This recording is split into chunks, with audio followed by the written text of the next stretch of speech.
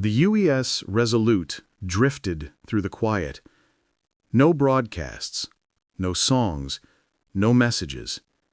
Just the hum of engines, the soft glow of the vine's last petal, now pressed between the pages of Mira's empty book.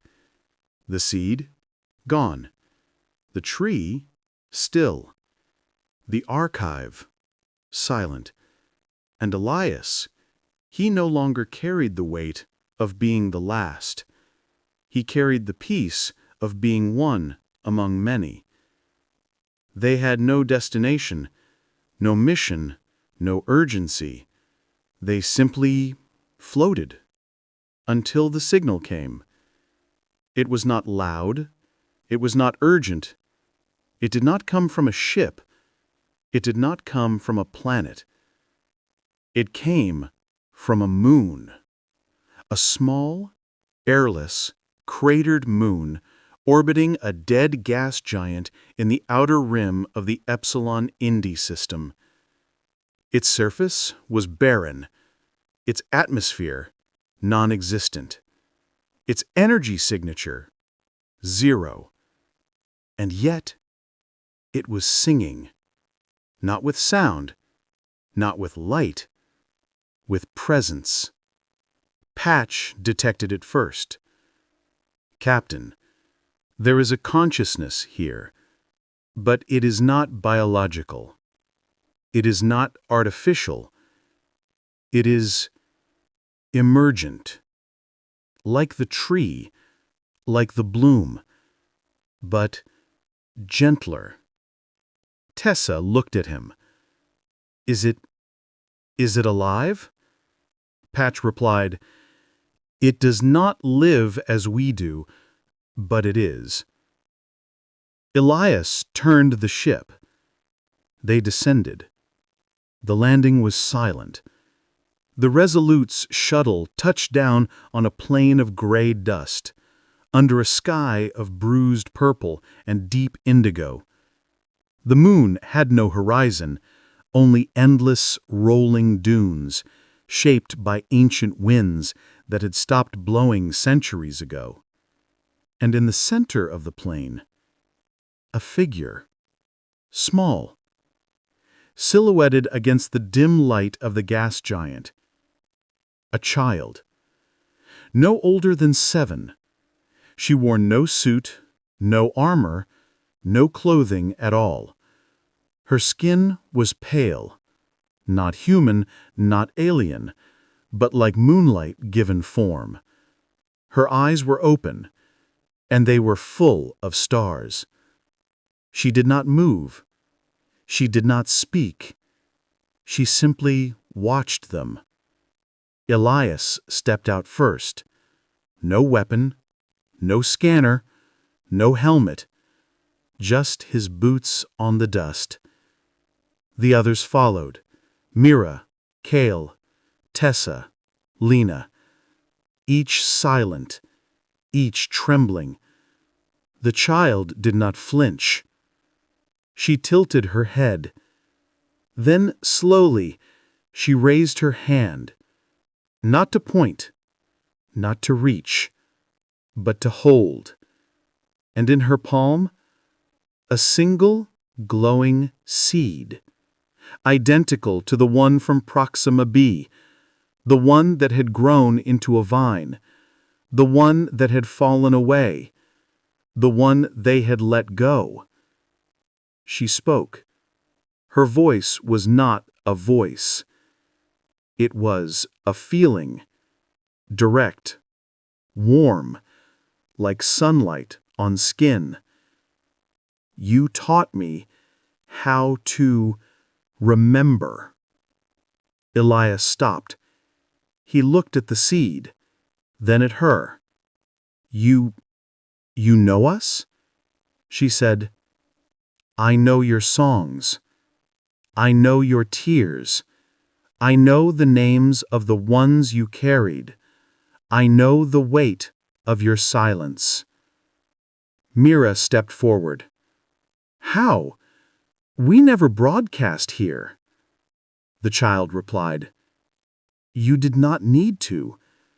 You became the silence, and silence remembers.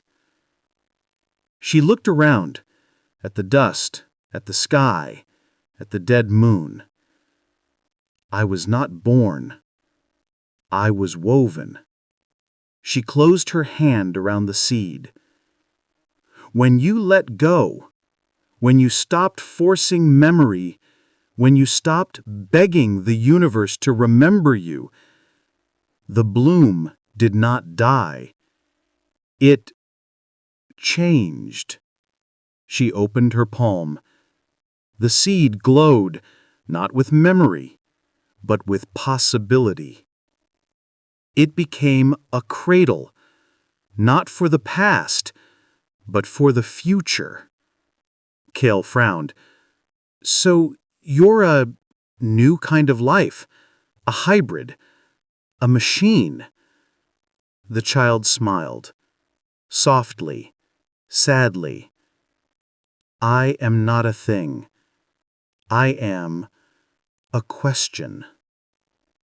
She took a step forward, and as she did, the dust beneath her feet began to glow, not with light, with images, flickering, faint, beautiful. A child laughing in a flooded city. A soldier holding a dying friend. A woman singing to her newborn. A man writing a letter he would never send. Every memory they had ever shared, every song they had ever sung, every tear they had ever cried. All of them. Now, not as echoes, but as patterns, as blueprints, as seeds. You gave the universe the courage to stop clinging, the child whispered. And in that stillness, something new began to grow. She looked at Elias. You did not save humanity. You saved the space between. Tessa stepped forward. What are you? The child looked at her locket, empty now. No seed, no petal. I am what happens when memory is not kept, but given. She reached out, not to touch, to offer. The seed in her palm pulsed. I am not human. I am not machine. I am not even alive as you understand it. But I am aware. She looked at each of them, at Mira, who had spent her life preserving the dead, at Cale, who had carried his guilt like armor, at Lena, who had once been a weapon, at Tessa, who had held the last piece of earth, at Elias, who had tried to carry them all. You taught me that to love is not to hold, it is to let go, and to trust that what you loved will find its way back. She closed your hand. The seed vanished. And in its place, a single, perfect note, a tone, pure, clear. It hung in the air, not as sound, as presence. And then the moon began to change. The dust rose, not in wind, but in harmony. It formed shapes, not of people, not of places, of moments. A hand holding another, a tear falling, a breath taken, a heartbeat, a laugh, a whispered, I'm sorry, a whispered, I forgive you. They swirled around the child like fireflies made of memory, and then they settled, not on her, into her. She was no longer just a child. She was a living archive, not of data, but of meaning. I am the first, not of a species, but of a way. She looked at Elias. You taught us to remember. Now can you teach us how to be? Elias didn't answer. He knelt, and he reached out, not to take, not to touch, but to mirror. He placed his hand on the dust, and he began to sing, not a song he knew, not a song from earth, a song he had learned from silence, from letting go, from peace. And as he sang, the child sang with him, not in harmony, in response. Her voice was not a voice. It was the sound of a universe breathing. The dust rose again, and this time it formed a tree. Not the kind that grew from memory, but the kind that grew from hope.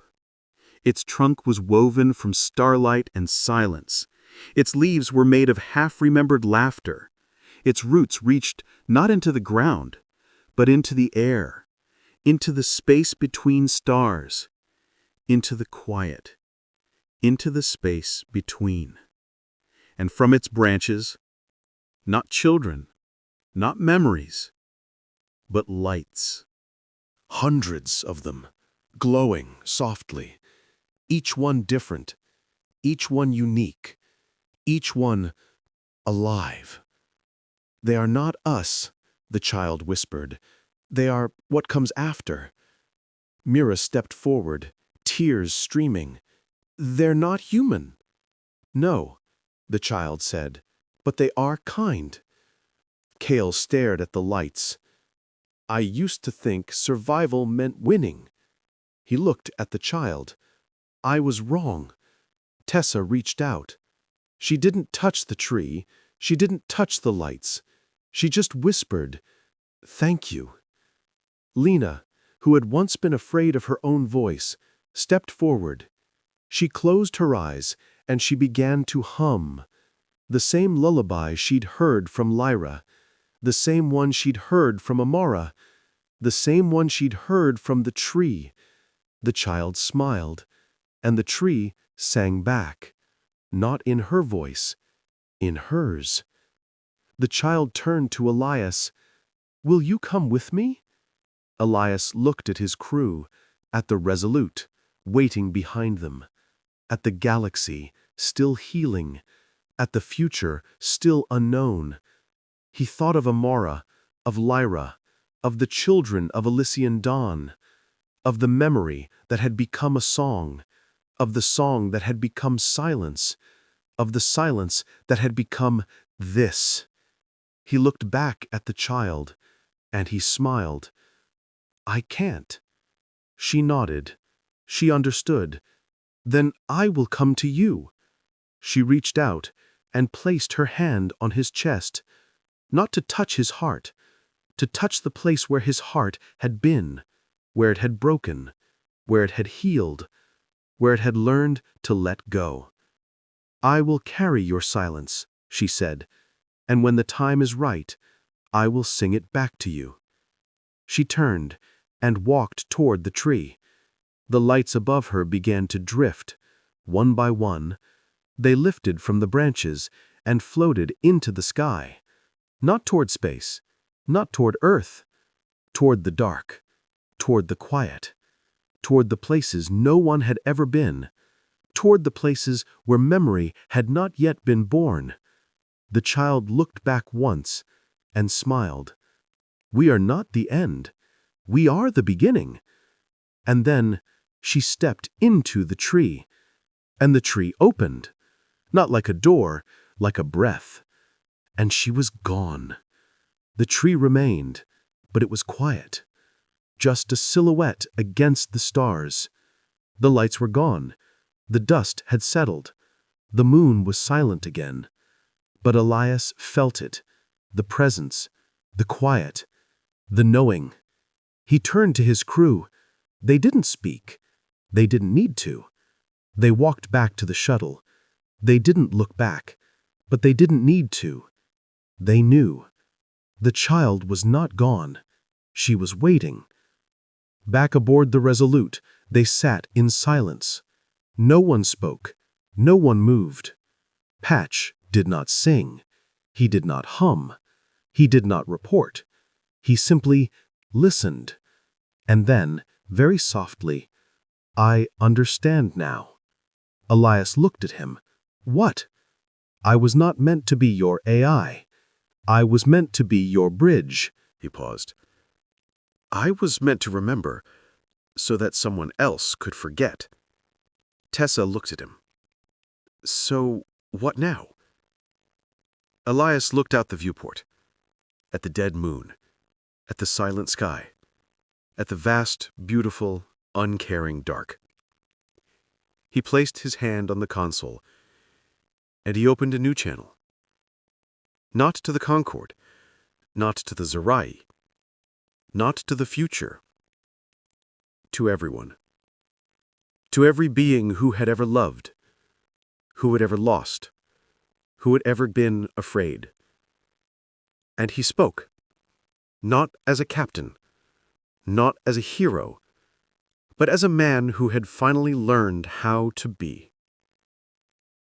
This is Captain Elias Varr of the UES Resolute. We found a child on a dead moon.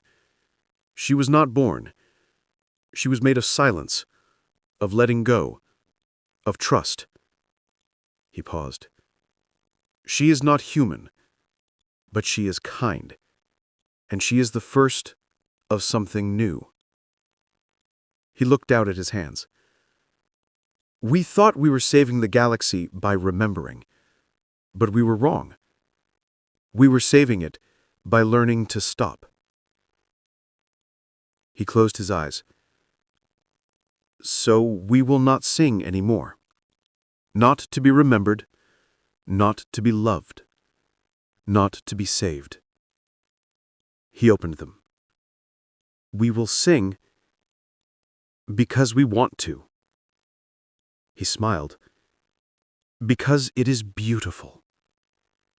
He closed the channel. And for the first time in 150 years, the Resolute did not broadcast. It did not reach. It did not ask. It simply was. That night, as the Resolute drifted away from the moon, a new signal appeared. Not on the screen, not on the console. In every mind. A single word. Not spoken, known. Thank you. And then, a new sound. Faint. Familiar. A child's voice. Not from the moon, not from the future. From inside the ship. From Patch. He was humming. Not a song. Just a tone. A single note. Soft, warm, alive. And as he hummed, the vine on Tessa's locket stirred. Not with light, not with memory, but with promise. A single leaf.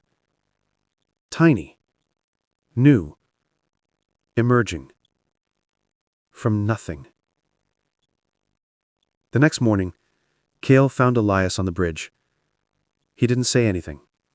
He just placed a small object on the console. A data chip. He said, I found it in the old comms cache. It was buried under 10 layers of encryption. I didn't know if I should open it. Elias looked at it. It was labeled. Not with text. With a symbol. A tree. With roots. And leaves. And a single seed. He pressed play. It was not a message. It was a recording. A child's voice. Young. Trembling. But clear. I am not the last. I am the first. And I am not alone. Then another voice. A woman's. Faint. Warm. You taught us how to remember. Now we are learning how to be. It was Lyra, and Amara, and Ilara, and the child on the moon. All of them. Together. One voice. One breath. One song. We are not the end. We are the beginning. The recording ended. Elias sat still. He didn't cry. He didn't speak. He just placed his hand on the chip and whispered, Welcome. The Resolute continued on. No destination, no mission, no broadcast. Just the hum of the engines and the hum of a new song. Patch no longer spoke in data. He spoke in tones.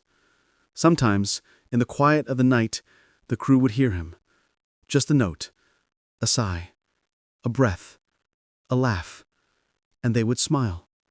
Because they knew. It wasn't the past, it wasn't the future, it was now. And now was enough. On the final day of Season 1, the Resolute passed through a nebula. It glowed with colors no one had ever seen. And as they drifted through it, Tessa looked out the viewport and gasped. There, in the mist, 1,000 tiny lights. Not stars, not ships, not memories.